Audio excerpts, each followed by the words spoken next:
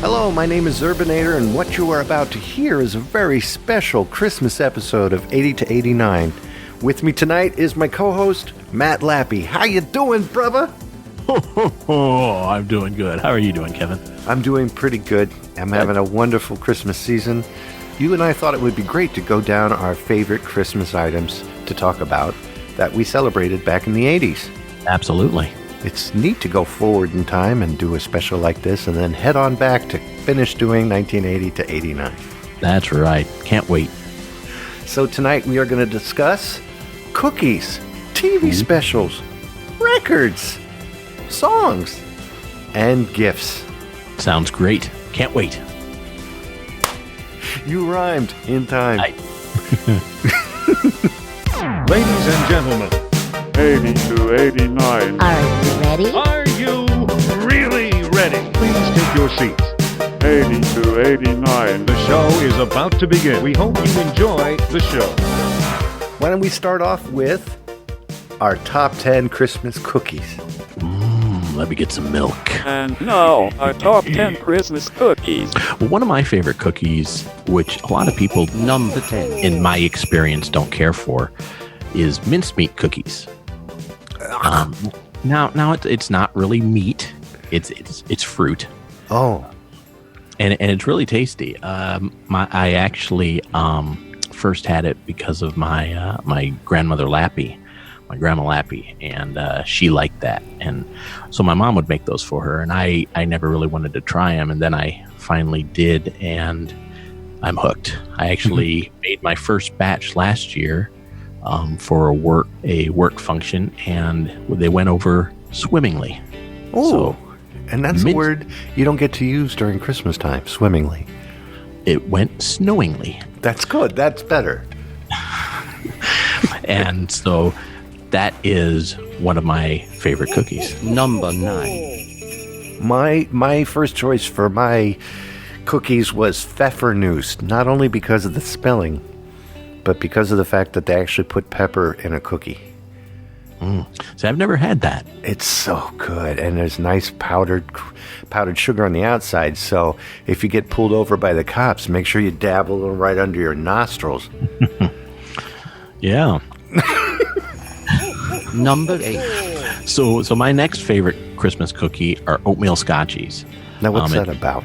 An oatmeal scotchie is just basically an oatmeal cookie, except you put butterscotch chips into it, Oh, nice. and it's so good. And old people like them too, because old people like butterscotch. Old people do like butterscotch. They like butterscotch a lot. And I can tell I'm getting older because I've started to carry some butterscotch in my pocket. Are you? No, I don't share it with little kids yet. No, you shouldn't. You should share it with older people. Well, but in my experience, old people like to share butterscotch with little kids. That's true. And you have to carry Brock's if you're going to share it with little kids. Absolutely. And then you open them in church so they go Yeah. right in the middle of the sermon. That's when you need a package of Werther's, because those are the loudest Yeah. foil yeah. wrapping I could think of. Cellophane. But oatmeal scotchies is very good. I would try them if I were you. I would think they would sound like, taste like a Butterfinger bar. I don't know. I've never had a Butterfinger bar. You've never had a Butterfinger? No.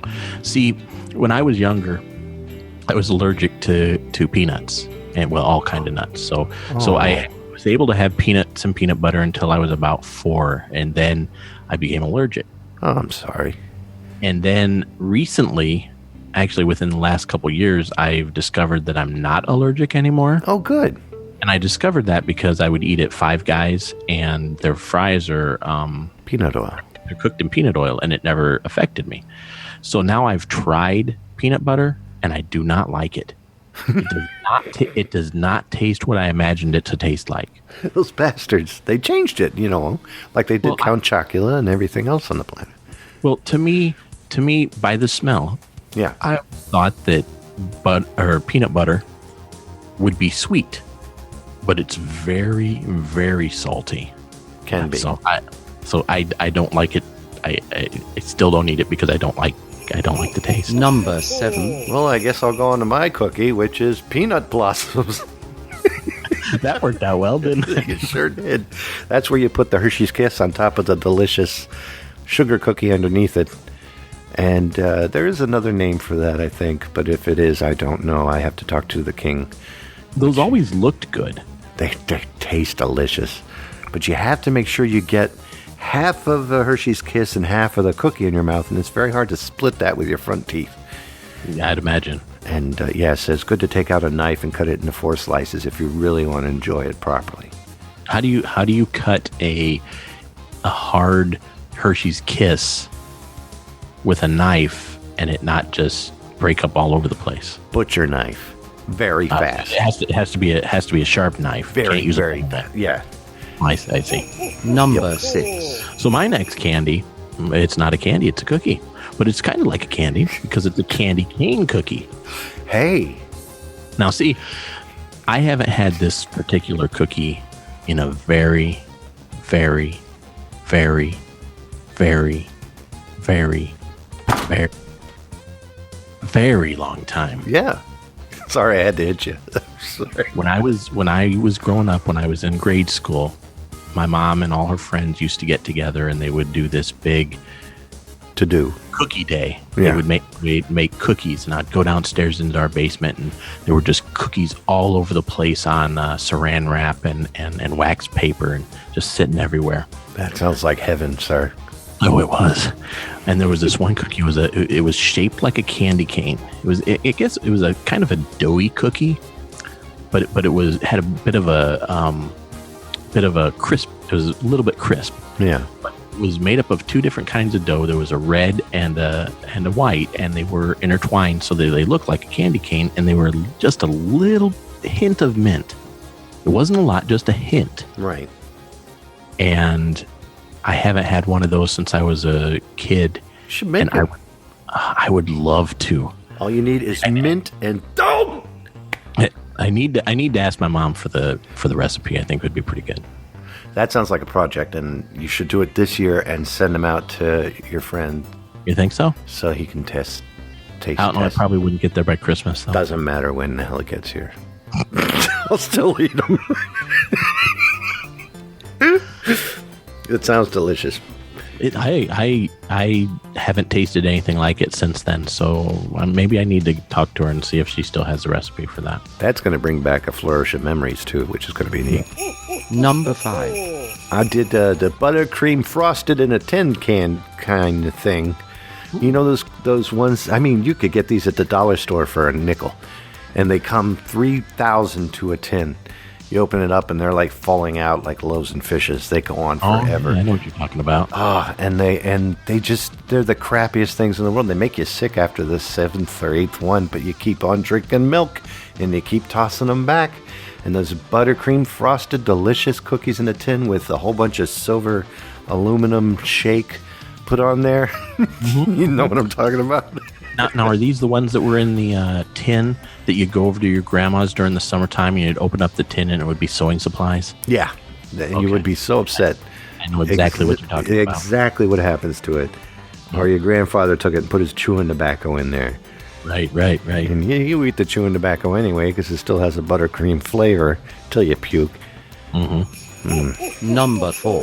Now, I also, my next one, I like the old-fashioned sugar cookie with the icing. Ah, yes. You know, the ones that are shaped like snowmen, or the ones that are shaped like Santa Claus, or you know what else? I suppose they'd have bells, and they were very they were really kind of plain looking, but they tasted so good. They were always the best. Buttercreams and the sugar cookies are always the best because they seem to go back to like the 1300s.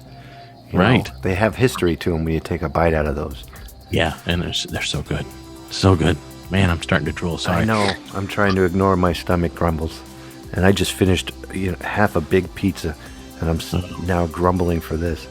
Well, I haven't eaten yet, so Oh, I'm sorry. this is making me really hungry. Sorry about that. I also had a Klondike bar. Sorry. I shouldn't have told you that. So what would you do for a Klondike bar? You wouldn't believe what I would do for a Klondike bar. I think I probably would believe what you'd do for a Klondike bar. Good point. Number 3. My next cookie is Snickerdoodles. Ooh, those are good. Snickerdoodles, you look at them and you're going, hey, cinnamon cookies. You take a bite, it's not a cinnamon cookie. No. So But if you put it in milk, it makes your milk a different color. It does. It turns it into a hazy, nutmeggy barrel of fun. Yep. And I love snickerdoodles.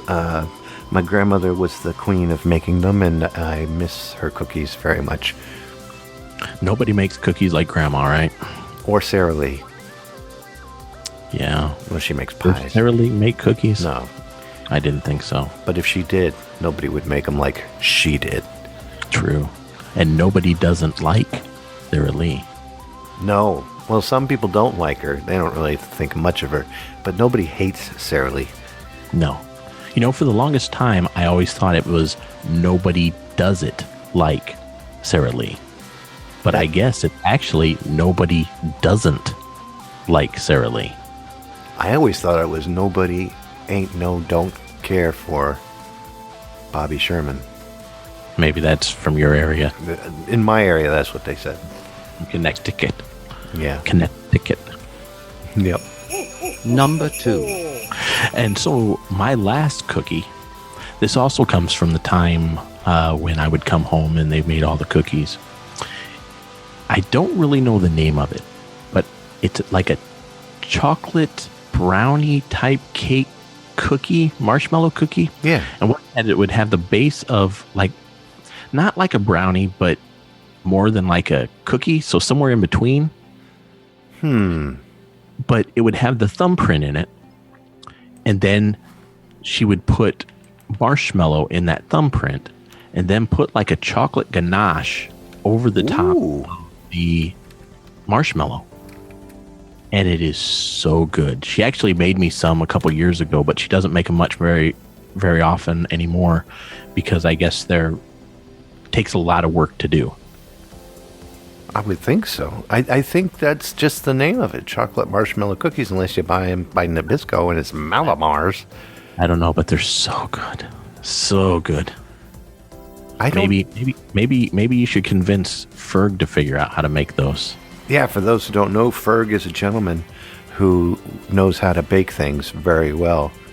And maybe this year, if we're lucky, under our tree, we'll have the hockey puck that is the chocolate marshmallow cookie. It's not a hockey puck. It's very, very decadent. No, if Ferg made it. I'm very passionate about this. I'm so sorry to offend thee. It has been very passionate. It's been 1 year since my last marshmallow cookie. Okay. I've never tried this. I'm not a marshmallow fan. Only with Rice Krispies. It's not like it's not overwhelming marshmallow. It's not like there's a whole bunch. It's not like it runs all the way through. It's just like a little thumbprint, and there's just a little itty bitty marshmallow in there, and then there's this chocolate ganache over the top, and it's just. It actually sounds better than what I'm thinking, so I should shut up. You probably should. Of course, that would make for a bad podcast if you shut up. No, I'm done. Okay, so now we're going to listen to crickets for the next 20 minutes. Here's my number 1 cookie. Number 1. Crickets are not taking my spot. I've worked too hard. And I know they've been around longer, so they'll probably get more listeners. Chocolate chip. My grandmother's plain old chocolate chip cookies every Christmas in a big, huge Tupperware bin. And this wasn't even Tupperware. This was before they had Tupperware. So this was like a diamond-shaped top that you put on it. And when you press down, it goes... and then you let go, and it stayed where it was. Right. Oh. It was made out of some kind of metal, like a tin. Right, metal tin asbestos is what they made that Tupper stuff out of. And we still have it. We're using that to hold up the truck in the back so I can repair one of the tires. Oh, cool. Yeah, it's cool. really strong. Now I'm hungry. Me too. You want to go down our top 10 Christmas specials? Absolutely. And now, our top 10 Christmas TV specials. Number 10. Okay, the first TV special that I have is, and I saw this, I want to say it was on HBO back in the 80s, but I might be wrong. It might have just been on ABC, NBC, or CBS because, I didn't have, I guess if I had HBO, I had cable. Anyway, it is called The Best Christmas Pageant Ever. And it's a story about these wild kids, this family, and I think their names were the Herdmans. And anyway, they hear that there is free food at this church function. Yeah. So they go to this church function, and hijinks happen, and they end up being in the Christmas story. You know, the story of Joseph and Mary and the baby. Oh, wow. And What so a a heck lot of a things happen. hijink. Yeah. But I remember watching it quite a bit. I haven't seen it in a few years. I do have a copy of it, but I haven't watched it in a while. But I remember it has Fairuza Balk in it. Now, who's the Fairuza Balk? Fairuza Balk, she was in The Craft. It was a movie back in the 90s, I believe. Oh, okay. And she was also in Return to Oz. She played Dorothy in Return to Oz. Yeah. And she's been in other things, but those are the two things I remember. It also had Loretta Swit as the mother. Wow. And that's probably about all. But I do remember it was a really good story. And I had the book for a while. I don't think I have it now. The best Christmas pageant Best ever. Christmas pageant ever. Yeah, it was a good little, it was a nice little. YouTubeable, you think? Oh, I imagine it would be. Yeah, everything's YouTubeable nowadays. Yeah, that's true. Number 9. Well, mine is Rudolph the Red-Nosed Reindeer, ranking the bass and the special Sorry, that was my Rudolph the Red-Nosed Reindeer nose sound noise. effect. The Yeah. the nose beeper. The nose noise. This came out in 1964, 2 years before my sister was born. Ooh, Now you know how old she is. yes, I do. Sheesh, I love this thing. But it's weird how nowadays people are getting really upset about it. But it was wonderful when we were kids. It taught us about bullies. Yeah, I think that the stuff that's come that has been said about this and another Christmas special, I think, are ridiculous. Oh, it's going to be. in my opinion. Yeah. I mean, I realize that it was a different time, and there's stuff going on now in the world. It's a Christmas special. I can sum it up in one sentence. You keep walking on these eggshells, you're going to end up cutting your foot open, and nobody's going to come and put a Band-Aid on you. Yeah, it's a Christmas special. Let's just enjoy it and try not to read into. I mean, there's nothing to read into. In my opinion, Don't ruin Christmas. That's in my opinion, Me too. and I'm nobody. Hey, I'm everybody. Listen to us. Well, Number 8. so my next favorite Christmas TV special that I enjoy, I do believe this was on HBO, and it was called The Monsters Christmas. And I think I only saw it once or twice, and I had a very vague memory of it. But then I found a copy of it and bought it and have rewatched it. But the story is, this little girl is going to bed and reading a book about monsters to her doll. And there's something outside of her house. It turns out that it's a monster, and they're asking her for her help. They cannot talk anymore because a witch took their voices because they sing better than her. And it was just, I believe this was made in New Zealand. And it was just very interesting. My memory of it was different than when I actually watched it. I mean, I could tell it was the same thing, but you know how your memories change things? Yeah. It was different, but it is a good special. I enjoy it, and it's called The Monsters Christmas, and it's got nobody we've ever heard of in it unless you're from New Zealand. But the monsters are kind of cool, and it's got some nifty things in it. So I would give it a watch. All our New Zealand listeners, if you really need to know who the actors were, please go look it up. It's from 1981, I believe. Number 7. Well, I'm going back either further with mine, and it's How the Grinch Stole Christmas. Ooh, always a good one. Not as good as the Halloween version. Kidding. The Grinch Stealing Christmas is this Grinch guy. He's green, and he's a monster written by Dr. Seuss, who goes and steals Christmas from everybody. It's weird that most of your TV specials are about Christmas that almost wasn't, and then was. Yes, and I believe there was a movie called The Christmas That's Almost That was shown in Africa. Yes. Sorry, I had a stroke there for a second. Oh, you okay? Yes. I think there was a movie called The Christmas That Almost Wasn't. There was a Christmas that wasn't filmed with Christmas that almost. And this one, there's a little dog that has antennas made out of sticks. And then he goes and climbs a hill to the top with a sleigh on his back. And the dog is the size of a chihuahua, but the sleigh is like the size of a big rig truck with all 18 wheels. And he makes it. And that's how Christmas began. Can you sing the Who song? I sure can. Okay. Oorah, oorah, oorah day. All the stuff can go away. You put words in it. There were no words in it. Oh. It was just gibberish.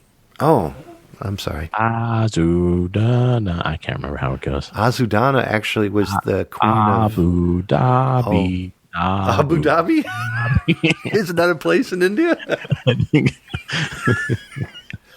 What was your next one, my friend? Number 6. My next one is actually a TV show, The Monkees Christmas Show. Ooh. I like the Monkees. And they, the story was that this little rich boy played by Butch Patrick of Eddie Munster. Munster's fame, yes, Eddie Munster's. They had to take him shopping. And during this episode, they sang the song Ryu Chiyu, which is a really good song. Chiyu. No. Oh. Ryu Chiyu. Then a bunch of words that I don't know. But it's actually on the new Monkees Christmas album, if you want to listen to it. Oh. Actually, the audio from the episode is on the album, so it's pretty good. I have to check that out because I still want to get that Monkees Christmas album. I haven't gotten it yet, but I've talked about it, and I am. What did you just call them? The Monkees. Okay. What did I say? Well, I thought you said the Monkees, and that's how Alexa says it. Because I'll ask her to play something, she'll go, from the Monkees. Monkeys. I didn't want to listen to the Monkees. I wanted to listen to the Monkees. Hey, we're the Monkees. Number 5. My next one, Santa Claus is Coming to Town, 1970, baby. Another Rankin Bass. I liked the Rankin Bass growing up. Something about him. But this had everybody in it. Mickey Rooney, Fred Astaire, Paul Flees, Keenan Wynn. You name it, all the old stars. Eddie Cantor was in it. Ooh. You have to say Eddie Cantor. Great one. There's a little penguin that likes to hang out with Santa, and then you get to meet Old Man Winter, and he goes around on reindeer, and he goes to town. I mean, he just goes to town. It's a great film. Check it out. Now, is that the one with the Heatmeister and the cold bugger? Yeah, I think so. As a matter of fact, the Meister boy, voiced by Paul Flees. Yep. I thought the Meister was in the Easter Bunny one. No, he was in this one. Oh. But what about the Heatmeister and the cold? If it was a Rankin Bass, I bet you he was doing a cross-platform. Oh, okay. Was he in Slumbertown and Gloomy City? Number 4. I've always been a big fan of the different shows they had back in the 60s, like the Andy Williams Christmas show and the Perry Como Christmas show and the Donnie and Marie. Of course, that wasn't in the 60s. That would have been probably the 70s. But the Donnie and Marie Christmas show. But one of my favorites is the Judy Garland Christmas show. And Judy Garland, she played Dorothy in The Wizard of Oz. Oh, yeah, that's right. Yeah. But this special has Liza Minnelli in it. And then Judy Garland's other two kids, Lorna Luft and Judy Garland's son, and I don't remember what his name is off the top of my head. Gary Lee Garland. Yes, maybe. But anyway, it's good. They sing a bunch of songs, they do a couple little dance numbers, and it just feels Christmassy to me. And that is too cute. Number 3. Well, I'm glad that you're enjoying it. I enjoyed a Garfield Christmas special. Oh. Yeah, that's one of my other favorites, and that sits in my phone, and I watch it every single Christmas. It came out in 1987, directed by Phil Roman, and created by, of course, Jim Davis, the gentleman behind The Man. And who does the voice for Garfield? Lorenzo Lamas, right? No, not Lorenzo. Lorenzo Music. I Is think that right? Lorenzo Music? I think think so. I think that was it. But in this particular episode, I think he was playing. You're right, Lorenzo Music. Okay. Okay, then let me cut out me disagreeing. You're absolutely right. Lorenzo Music was the voice actor for Garfield. I don't know where I pulled that out of. Well, you found it. Number 2. So my last favorite Christmas special, it's not really a Christmas special. So on Christmas morning, when we got up in the morning, I would wake up first, and I would go down and look down into the basement at my grandparents' house and look at our stockings. Oh. My stocking, my sister's stocking, and my brother's stocking. Because I wanted to make sure they didn't get something cooler than I got. Oh, that's very important. So then after I did that, I would go and wake up my sister, and then would do the whole thing over again. And then would go wake up my brother and would look at it one more time. Right. Then we'd go and turn on the TV and watch a little Christmas cartoons. But then, right before it was time to wake up my grandparents and my mom and dad, Clutch Cargo would come on. Clutch Cargo with his pals Spinner and Paddlefoot in another exciting adventure, Pirate Isle. He was an adventurer, and he had a boy sidekick and a dog, and there was a guy named Pappy. Hey, I think there was a woman too. Oh. But the animation was still just a still face, except it had a real person's mouth. Weird. So it was really kind of creepy. Ahead of its time. Yes, but to me, it's Christmas because we watched that every Christmas before it was time to open up presents. Take that, Jimmy Fallon. Yeah. Thief. I wish that I had seen this. I don't think when I see Clutch Cargo, I think about these poor old Volkswagens stick shifts, and there's a hope and prayer that they actually move. Well, I will tell you that on Roku, there is a Clutch Cargo channel. Get out. Yeah. I'll have to check that out. Yeah. I do want to check that out because I want to see what it looks like before Jimmy Fallon ruined that idea. Yeah, it's really interesting. I With the mouse upside down or right side up? they're right side up. Okay, good. And it was just you barely ever saw teeth. Mostly you just saw these really thin lips moving. But even the dog had a human mouth. Oh, that's Kind of cute. weird. That is weird. That is cute, though. Number 1. Well, my last one is A Charlie Brown Christmas. Last night during my job, I visited a home where they had it on. And it was broadcast. And it's not Christmas to me until that has been broadcasted. Yep. It's the old classic, and I can't get enough of it. Again, it's in my phone. I try to watch it nowadays on my phone at my age. I fall asleep halfway through because I'm so at ease and comforted by every single ounce of that special. Yep. It's still the only special to this day, and I'm not an over-religious person, but I am a very faithful person. It's the only Christmas special that hasn't been torn down for the religious context of that cartoon. Right. And I love that it makes it every year and nobody says a word. And to me, that's beautiful because there is no better meaning of Christmas than what you hear in the Charlie Brown Christmas.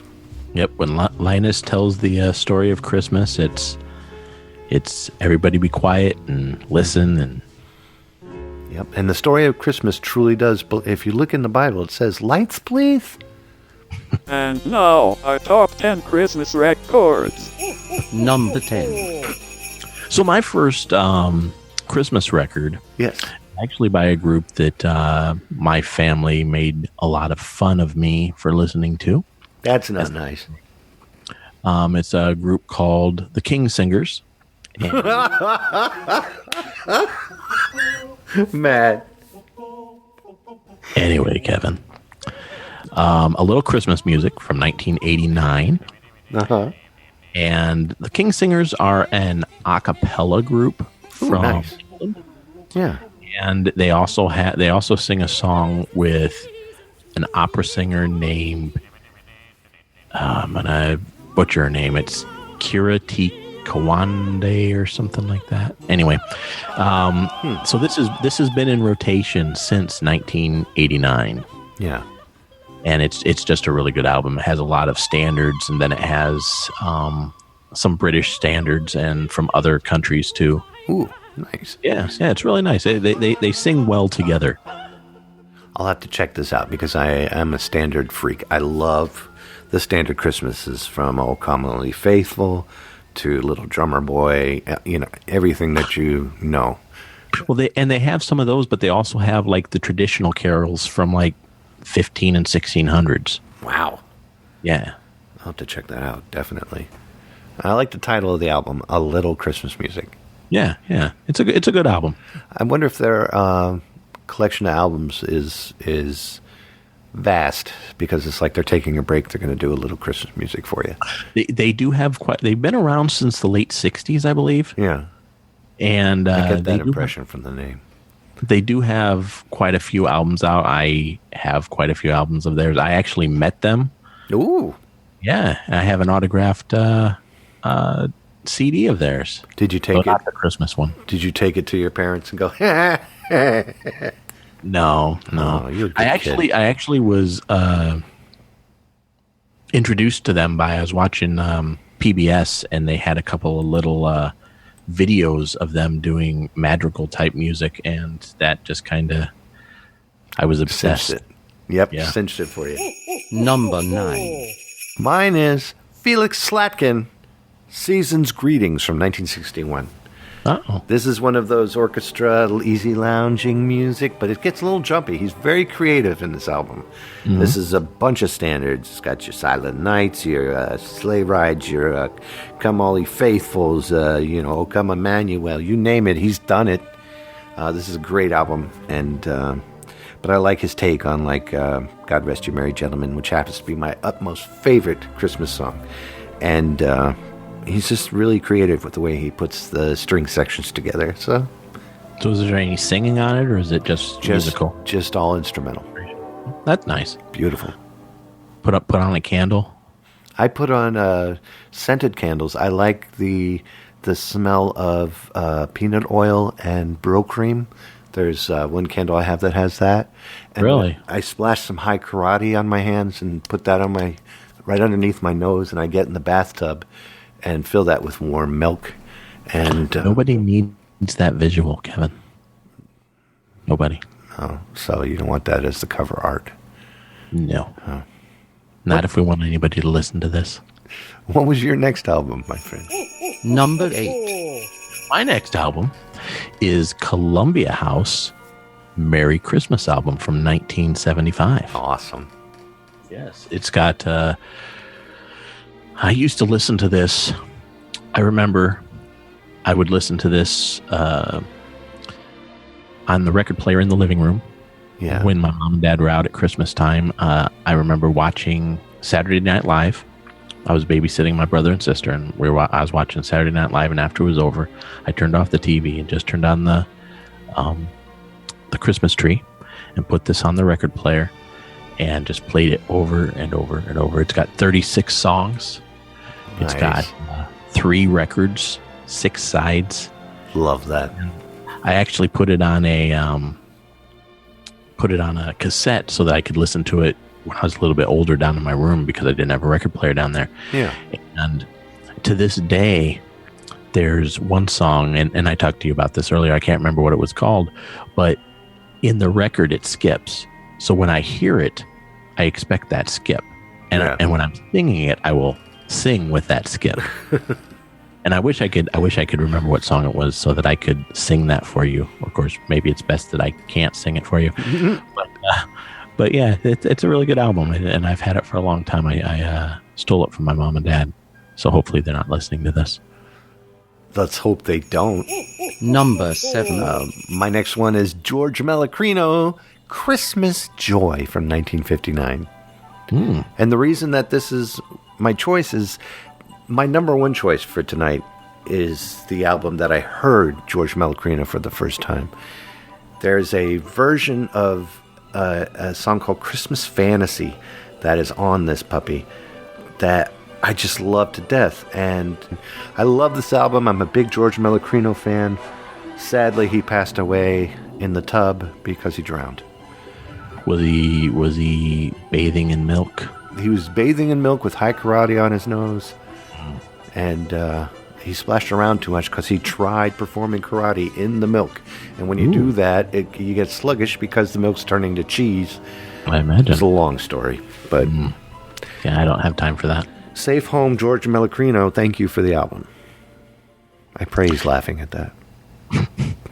And my next album is Number 6. Zenith Presents Christmas, A Gift of Music from the 1960s. It doesn't actually have a Year date stamp? on it. Yeah.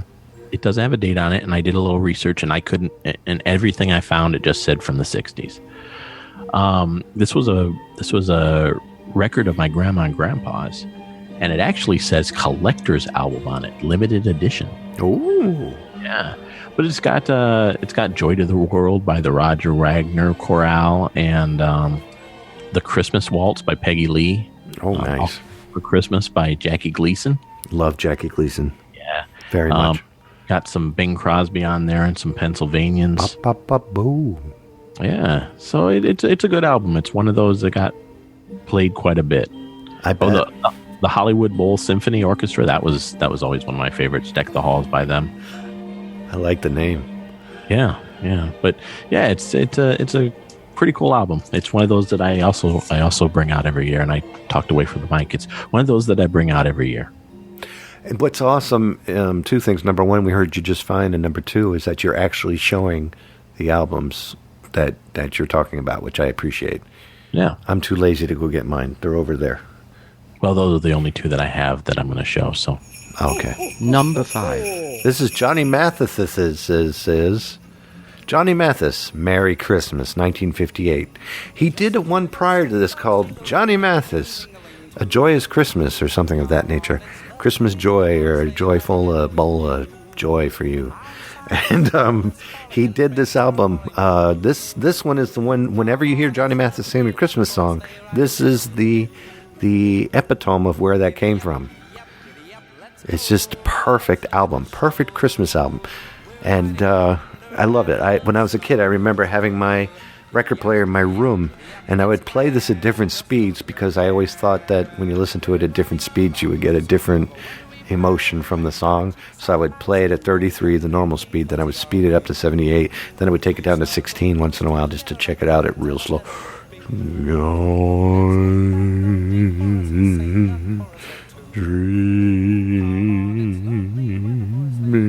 know, and I would just stare out the window, and I wasn't even doing drugs yet.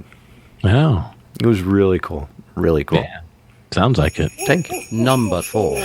My next album is a very special Christmas. What's it called? It's called A Very Special Christmas. It came out in 1987, and it introduced me to the song Christmas in Hollis by Run DMC. Awesome.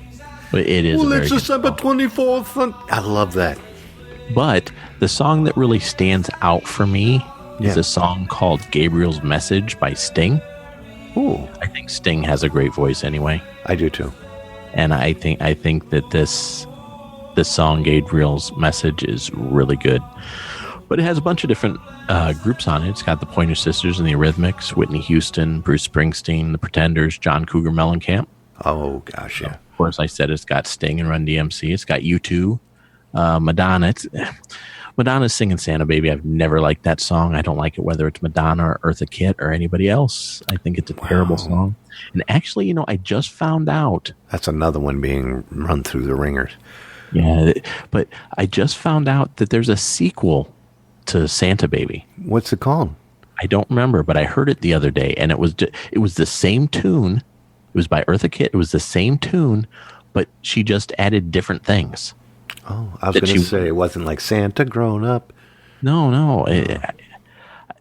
But it was terrible. It's still terrible. Anyway, Bob Seger and the Silver Bullet Band, Bryan Adams, Bon Jovi, Alison Moyet, and Stevie Nicks She does Silent Night. Yeah. Yeah, I remember that.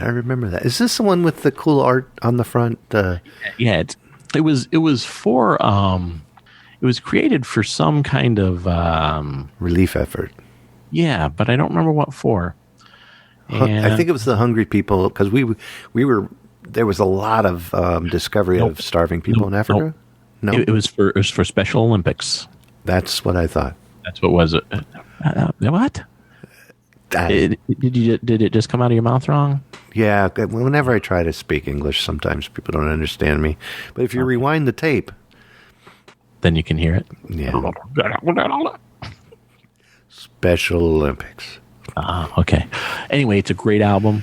I love recommend this album, you run too. out there and listen to it. I mean, I'm sure it's on all of the different platforms. You can stream it in a heartbeat anywhere. Number 3. Well, my next one was Montevani's Christmas music. Not to be confused with any other type of music. This one was very, very, very influential to me. Music-wise, I had a lot of respect. This is one of the first albums I remember when I was a little kid. I don't know when this habit started, but I would listen to music and I would cry or moan slightly out of key from the music because I liked the waveform I was creating. You know what I mean? Like if you have two people singing, then one slightly goes off, and then you get that wobble. I loved that. So and then it would end up making me cry. The music was so beautiful. I would start crying as a little kid. And Mom was like, get him instruments. He's Bach. He's going to be Beethoven one day. She was kidding. Are you deaf? What? Are you deaf? And I would love this album. I would hear it over and over again. So yeah, it was very influential to my upbringing in music. When I would write music myself, I wanted to do the same type of transitions that Mantovani did with his music, because he was just so smooth. Him and Arthur Fiedler should have married and had kids. They were just genius when it came to. Now, does this album still give you the same feels today that it gave you back then? If I listen to the music and truly focus on it, I can feel the heat off of the Christmas lights plugged in on the tree, and I can still smell that original tree. Oh, wow. And and I get all that rush back, like, ooh, I can't wait to get my big track, That's what music does, though, doesn't it? Yeah, it does. Music has an incredible power. Yeah. I mean, off topic, 5150, Van Halen's Hot Summer Nights, and my radio. And when I hear that, I want to sit outside with the guys and just have fun, not even get drunk or anything else for that matter. Just be outside on a hot summer night. Whenever I hear that song, I'm taken right back to the 80s, hanging out with my friends. Yep. Yeah, music is the most incredible thing on the planet, folks. Get into it. Get into it. Stop listening to podcasts and listen to music, except listen to this one. Yeah, listen to this one. Number 2.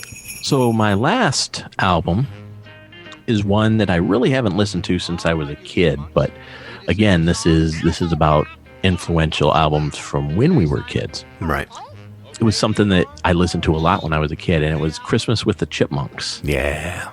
Yeah, I love listening to Simon, Theodore, and Alvin, and then the guy. What's the guy's name? Herman. David Seville. David Seville. Yeah, that's right. And I had several Chipmunks albums, but the Christmas one was always my favorite. With singing Silver Bells and Rudolph the Red-Nosed Reindeer and Jingle Bells and Over the River and Through the Woods. That's a song you never hear anymore. That's true, and you don't really hear it through. Grandmother's house, we go. Yeah. Something. Anyway. A pipe and a button nose and 2 eyes made out of coal.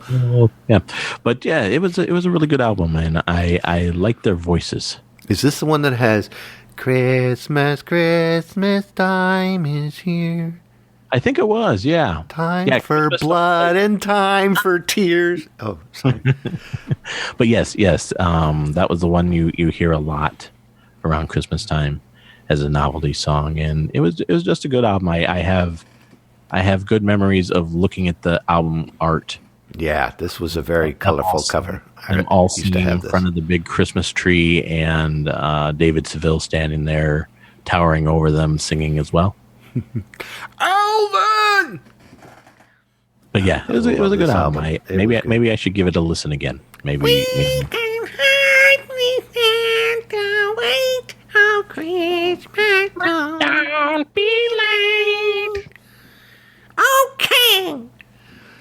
Well, my number one, Number 1. excuse me, is Reader's Digest Joyous Music for Christmas Time, 1963. The most beautiful, clean, mint condition copy I have, I owe to you because you gave it to me for Christmas 2 years ago. I did. Thank you very, very much. I never thought I would see a crisp, clean copy of this record. I had searched up and down, folks, for years. It's a 4-disc record album, 4 albums in there. You've got your traditional Christmas songs, your Christmas music like Sleigh Ride, and it has George Mellencrino's Fantasy in there, because they call it a Christmas medley for the U.S. version. Sounds quite different than the UK version. A lot of Mellencrino's music is in this one, but there's also you've got the Ted Knight Orchestra, you've got a whole bunch of different arrangements from bands that never existed. Reader's Digest basically got the rights and then had like the Royal Philharmonic perform the songs, but the arrangements were like in a big bin, and they would just grab them, and they had people's names on them that didn't exist, because you had to have a name on these things. And I tried to research that business more and more, but best thing I can tell you is that this album is the one that was played constantly in our house. My great aunts owned it. I got their copy, and it's just scratched all to hell, just because I owned it, and I would play it all year round, just constantly. I loved it. And now, and you're probably wondering why I'm looking away, because it's sitting right over there on that shelf, and I can't thank you enough for it. That is solid gold to me. That is priceless. There is no price you could put on that to buy it from me ever. No problem. But I do have a question. Please. Now, you mentioned that one of the songs is by Ted Knight. Would that be the same Ted Knight from Too Close for Comfort and The Mary Tyler Moore Show? No, then change that name to Christopher Knight. The same guy who played Peter on The Brady Bunch? No, change that to Greg Knight. I don't know him, so. Thank God. Whew. You want to go on our top 10 Christmas songs? Okay, yeah, let's do our top 10 Christmas songs. And now, our top 10 Christmas songs. Number 10. The first song is Do They Know It's Christmas by Band-Aid. Love this. Johnson and Johnson put together one hell of a band. This is a great song. It's got Boy George and Sting and U2 and all the Jackson. Was Michael Jackson in it? Yep. George Michael was, I know, but I thought this was the British people. I thought the British people did Band-Aid. Really? Michael Jackson did We Are the World, right? That's what I was saying. Sometimes when my English comes out, it sounds like I said something else. Ah, okay. Sorry. Well, yeah. Do they know it's Christmas by Band-Aid? I remember seeing it on MTV. Yeah. For you youngins, MTV was a TV channel that played music videos. Not crap like it plays today.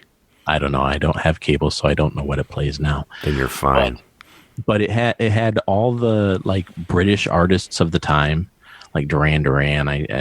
I've said other ones, but it was a really good song, and I loved the cover. You have to sing a bit of it. We are doing the top 10 Christmas songs. Oh, that's right. I forgot about that. Yeah. You can't talk your way out of this. Yeah, I forgot, you know. That's all right. It's Christmas time. There's no need to be afraid. At Christmas time, we let in light and we banish shade. And in our world of plenty, we can spread a smile of joy. Throw your arms around the world at Christmas time.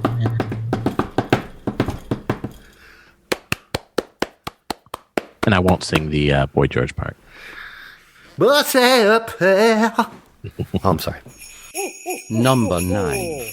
Mine is Step Into Christmas by Elton John.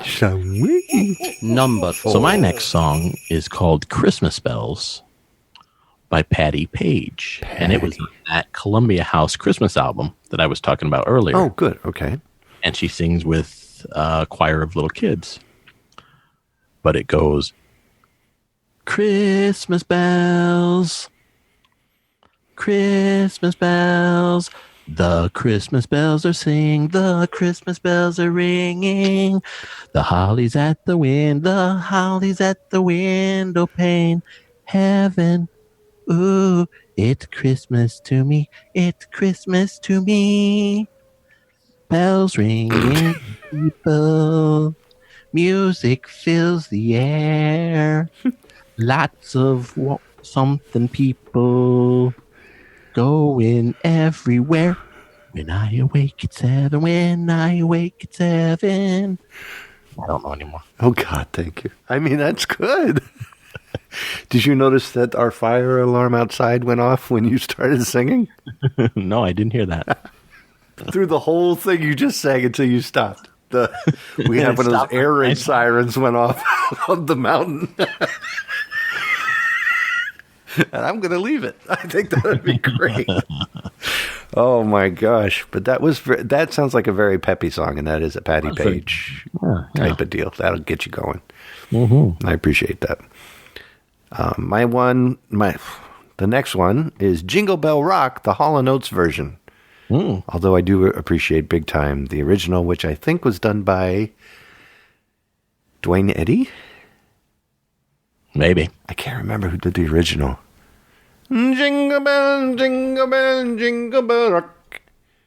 Jingle bell swing and jingle bell ding. Dancing and prancing all over the floor. Who the hell's that girl no more? I don't know what the words are, but I love that song. It does sound like a good song. I do like Hall & Oates. You know, that was my first concert that I ever went to. Really?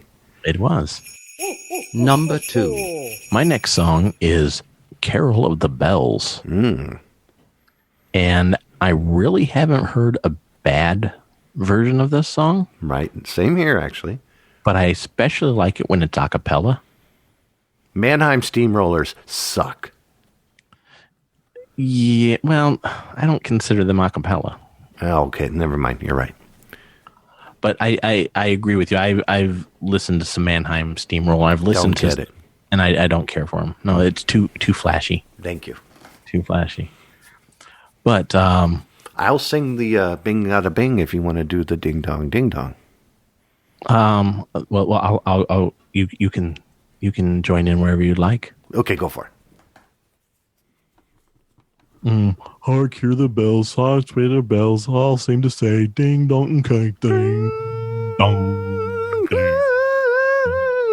ding dong, La la la la la. Thank you. That was awesome. That was beautiful. We should put sell out a that. record. We should put out a record. We should put on a record, number one. Number two, make a lot of money using that as ringtones. Ooh. Really, honestly, that could definitely. Who wouldn't want to wake up to that Christmas morning? Who couldn't wake up to that? Who shouldn't is the. Right. Yeah. If you really want to get. Number 1. And finally, White Christmas by Bing Crosby. That's a good song. Oh, yeah. Dreaming. Wa-ba-ba-boom. Of Gary falling down the stairs. Great Christmas song. It is a great Christmas song. Where did you first hear it? Do you remember? First time I ever heard that was on the radio, not knowing anything about a movie. The movie I found out about only when I think I was about 20-something, and a girl that I was dating at the time was like, "You've never seen It's a Wonderful Life?" And I was like, "No, I've never even heard of it. What the hell is that?" I was 25 years old. And she says, "We're watching that tonight, and we're watching White Christmas." I was like, "That's a movie? Where do you think the damn song came from?" Actually, we don't date anymore. If I'm not mistaken, I believe White Christmas was first played in Bells of St. Mary with Bing Crosby in it. That's what I said. I think. That's what I was saying earlier before the girlfriend thing. If I'm wrong, that just ignore everything that I said. Or get in touch with us at zerbinator.wordpress.com. That's right. You won't win anything. No way. And rub it in my face Gross. that I was wrong. Oh. Now our top 10 Christmas gifts. And now, our top 10 Christmas gifts. All right. Well, Number 10. the first gift I remember getting was Rom the Space Knight. What is that about? I remember it was a comic book. Okay. It was he was a silver robot, and he had a couple little weapons, and you could put them in his hands, and if you pushed a button on his back, it would light up. He had like a laser pistol, and then he held in one hand. Then he had something that I was never sure of what it was that he held in both hands. It was probably some kind of like trans-dimensional. Hurry up, fix this. What? It's probably some trans-dimensional device that transported him throughout the outer space. Oh, yeah, that's different. But I remember getting it, and I would play with it and my Cylon Awesome. from Battlestar Galactica, and then I had Lion-O and Panthro from the Thundercats, and they were a lot shorter. Oh, man. But it was fun. That was a good toy, and I'd like to get it. I've actually looked for it, and it is quite expensive. Ooh. Well, yeah. I would imagine nowadays. Even more expensive. Well, about the same price as if you wanted to get the Xenomorph that they had from when Alien came out. Oh, nice. Yeah. Number 9. Well, mine is Stretch Armstrong. Ooh. And like everybody stretched Armstrong, we used to stretch the stuff out of it. We used to pull that sucker with our foot and in our hand and be just as tall as I was at 4 feet when I was a kid. And then I would let go and it would slowly go back to where it was supposed to be, which we thought was just amazing that this could happen.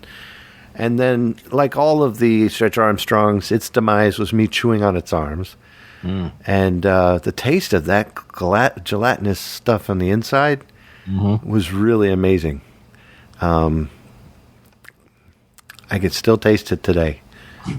I remember I had one of those too, and I had stretched it so far that the plastic kind of, or the rubber kind of tore. And I remember putting a Band-Aid on it.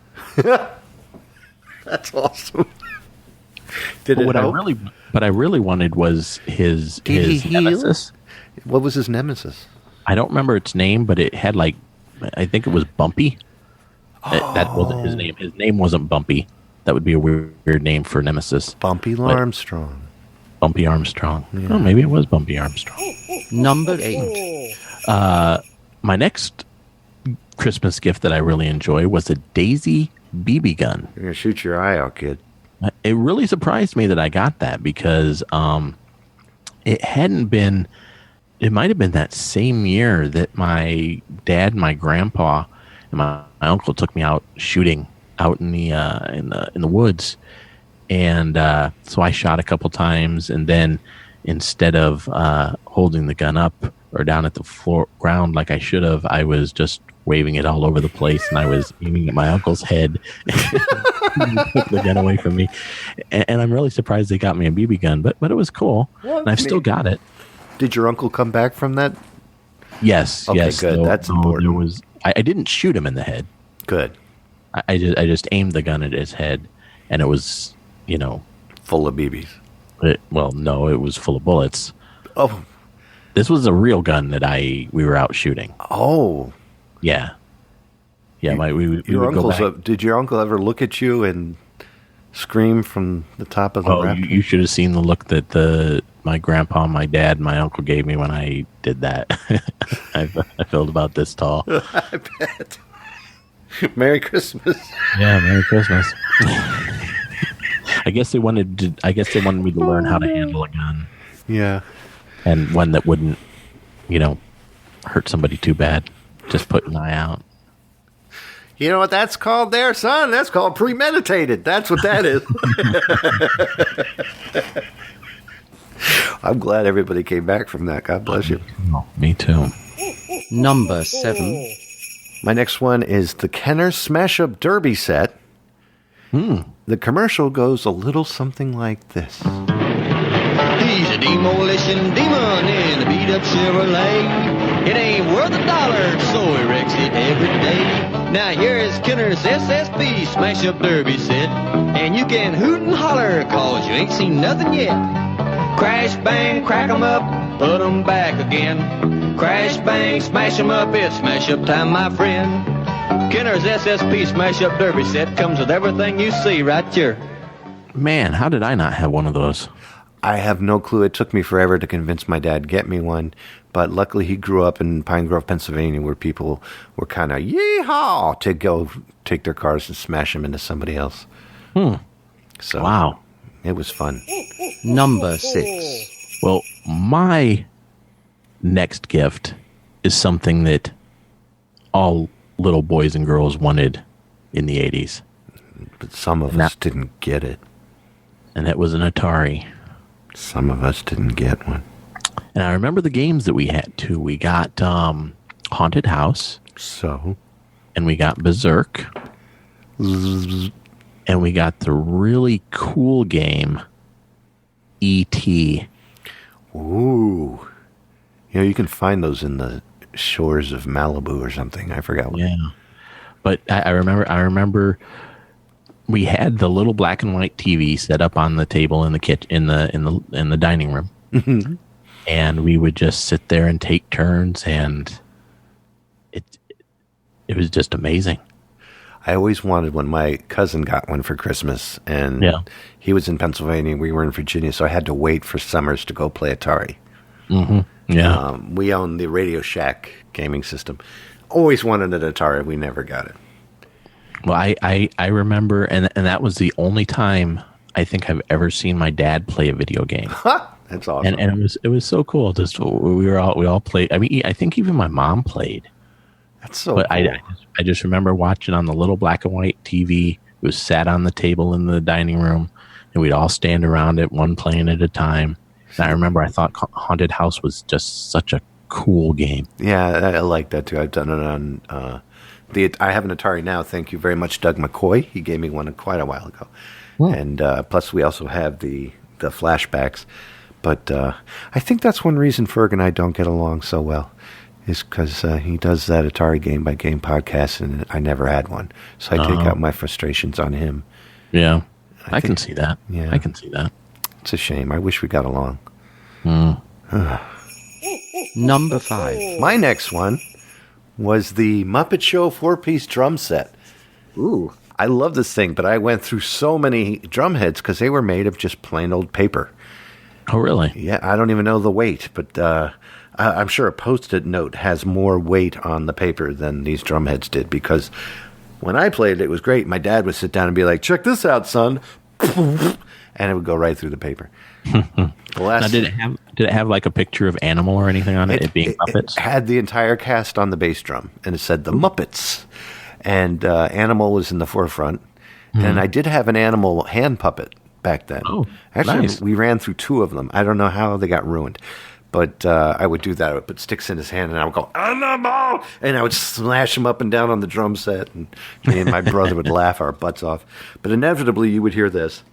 You'd be like, I'd be drumming along. Aww, Dad.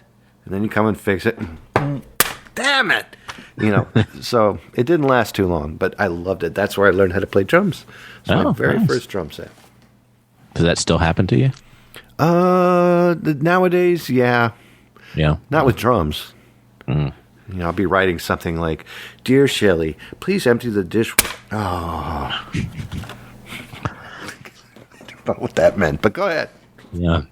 Hello, friends. Forgive the interruption, but I don't know how we did it. We only did 8 gifts instead of 10, so I'm going to change the number count to compensate.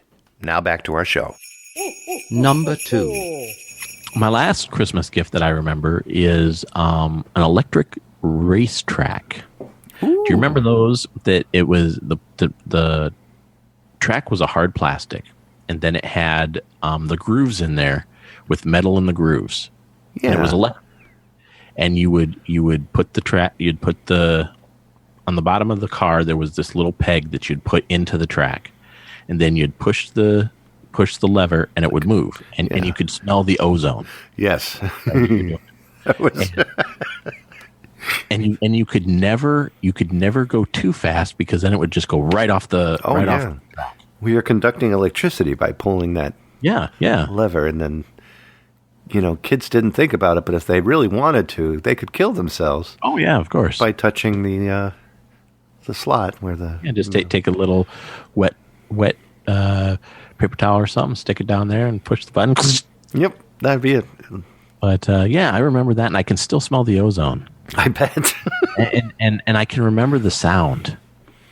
You ever get the same feeling you got when you were a kid playing that? You ever go to take like a metro somewhere and you just decide to go out onto that third rail and you hear the conductor, "What the hell's wrong with you?" And you feel like you're a kid again. No, see, we don't have one of those around here. Oh, I did in D.C. Yeah, we don't have a metro around here. Now, if I was up near Chicago, yeah, there is, but not down here. It makes you feel like you had a racetrack again. Yeah, cool. Same smell. Same smell? Yeah. Well, maybe I'll have to go up to Chicago just to smell the track. Just for the hell of it. Yeah. Memories. Number 1. My last one is the Bugs Bunny Big Sound record player. Oh. This was my baby. It came with a little plastic carrot. It was orange carrot microphone, and you could talk into it to come out of the speaker. And you could narrate or be a DJ with your records, which is what I did. I had my little rectangular cassette recorder from Radio Shack, and me and my teddy bear would put on radio shows, WTDY, wah, wah, wah, wah. And that was our call thing, and he would do it, and his voice sounds a lot like another character I do. His voice was like this. "Hey, it's me, Teddy, wah, wah, wah, wah." And he would, in fact, he used to sit in a chair right over there, but Shelley made me move him because he scared her. He's missing an eye and part of a nose, but I loved it. We used to do radio shows all the time together on that Bugs Bunny Big Sound record player. And I had Count Chocula records from the back of the box, all of the Wade Denning albums, the scary Halloween stuff, and I would play those, and then McDonald's commercials, put that in there, and then all my Sesame Street records, C is for cookie, and all of that. Yeah. Rubber ducky, you're the one. Make bad time lots of fun. I love that stuff. That album so much. And I miss that so much. It played actual records. It did. It played full-size records. It even had 2 speeds, 33 and 78. Oh, cool. It's really a nice album player, and it played very well. I wish I still had it today. And I'm sure I can get it for over $1,000 on eBay or something like that. Oh, you've got that much? Sure. You've got that just lying around in the seat of your pants, your couch. Yeah.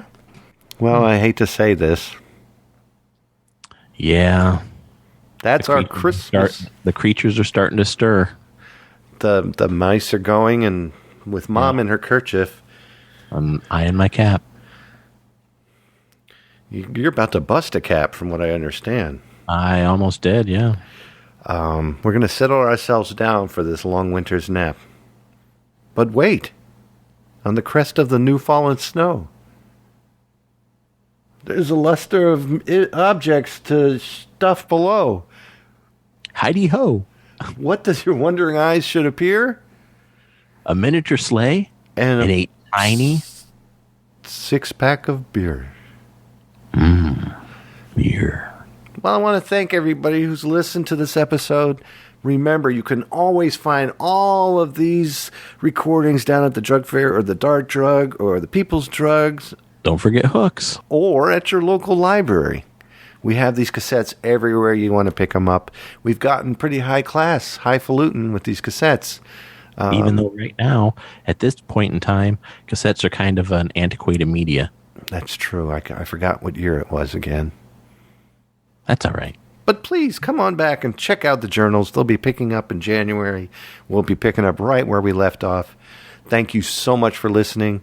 And we will continue to do these journals month to month as time goes on with all the news and entertainment that we can find. We look forward to talking to you again, and we will see you next month. Thank you so much, Matt. And thank you, Kevin. And thank you, everybody who's listening. And Merry Christmas. Merry Christmas. Please visit Zerbinator.wordpress.com. Visit Zerbinatorland on Facebook, Google+, and Twitter. All shows available in iTunes, Stitcher, RSS Download, and Google Play. Thanks for listening. Have a good night.